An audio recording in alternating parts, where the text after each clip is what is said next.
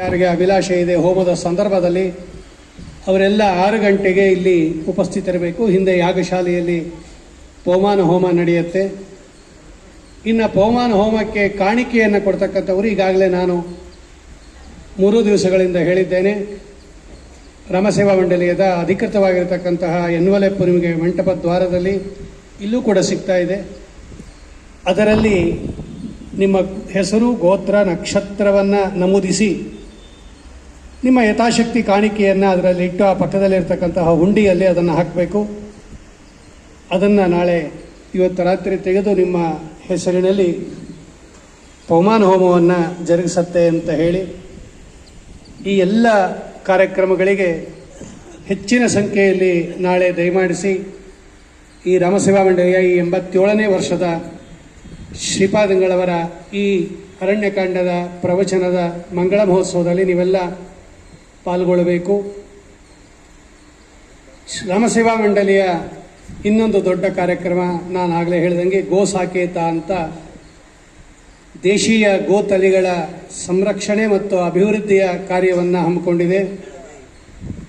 ಸುಮಾರು 50ಕ್ಕೂ ಹೆಚ್ಚು ಗೋವುಗಳನ್ನು ಅಲ್ಲಿ ಸಂರಕ್ಷಣೆ ಮಾಡ್ತಾ ಇದೆ. ಬಹಳ ದೊಡ್ಡ ಕಾರ್ಯ ಅದು ಗೋ ಸಂರಕ್ಷಣಾ, ನಿಮಗೆಲ್ಲ ಗೊತ್ತಿದೆ. ಆ ರಾಮಸೇವಾ ಮಂಡಳಿಯ ಆ ಕಾರ್ಯಕ್ರಮದಲ್ಲಿ ನೀವೆಲ್ಲ ವಿಶೇಷವಾಗಿ ಸಹಾಯ ಮಾಡಿ ಪಾಲ್ಗೊಂಡು ಸಹಕರಿಸಿ ಗೋಪಾಲಕೃಷ್ಣ ದೇವರ ಪೂಜೆಯನ್ನು ಮಾಡಬೇಕು ಅಂತ ಈ ಸಂದರ್ಭದಲ್ಲಿ ನಾನು ಹೇಳ್ತಾ ಇದ್ದೇನೆ. ಮತ್ತೊಮ್ಮೆ ಅದನ್ನು ಹೇಳ್ತೀನಿ. ನಾಳೆ ಸ್ವಾಮಿಗಳು ಫಲಮಂತ್ರಾಕ್ಷತೆ ಕೊಡ್ತಕ್ಕಂತಹ ಸಂದರ್ಭದಲ್ಲಿ ಎಲ್ಲರೂ ಕೂಡ ಭಾರತೀಯ ವೇಷಭೂಷಣದಲ್ಲಿ ಬರಬೇಕು. ಗಂಡಸರು ಮತ್ತು ಹೆಣ್ಣು ಮಕ್ಕಳು ಎಲ್ಲರೂ ಕೂಡ ಭಾರತೀಯ ವೇಷಭೂಷಣದಲ್ಲಿ ಬರದೇ ಇದ್ದರೆ ಸ್ವಾಮಿಗಳು ಮಂತ್ರಾಕ್ಷತೆ ಕೊಡೋದಿಲ್ಲ ಅಂತ ಹೇಳಿದ್ದಾರೆ. ಹಾಗಾಗಿ ಎಲ್ಲರೂ ಕೂಡ ಶುದ್ಧ ಭಾರತೀಯ ವೇಷಭೂಷಣದಲ್ಲಿ ಬಂದು ಸಾಲಾಗಿ ವ್ಯವಸ್ಥಿತ ರೀತಿಯಲ್ಲಿ ಮಂತ್ರಾಕ್ಷತೆಯನ್ನು ಸ್ವೀಕಾರ ಮಾಡಬೇಕು.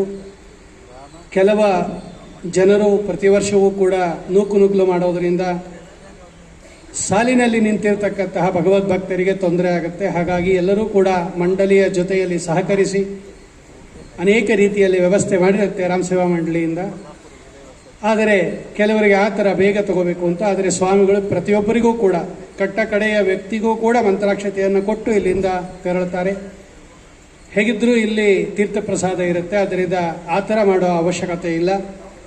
ಎಲ್ಲರೂ ಕೂಡ ಸಾಲಿನಲ್ಲಿ ಬಂದು ಶ್ರೀಪಾದಂಗಳವರಿಂದ ಮಂತ್ರಾಕ್ಷತೆಯನ್ನು ಸ್ವೀಕಾರ ಮಾಡಿ ದಾಸವಾಣಿಯನ್ನು ಆಲಿಸಿ ತೀರ್ಥ ಪ್ರಸಾದವನ್ನು ಮಾಡಿಕೊಂಡು ಹೋಗಬೇಕು ಅಂತ ಮತ್ತೊಮ್ಮೆ ಮಂಡಳಿಯ ಪರವಾಗಿ ಕಳಕಳಿಯಿಂದ ನಾವು ಕೇಳ್ತಾ ಇದ್ದೇವೆ.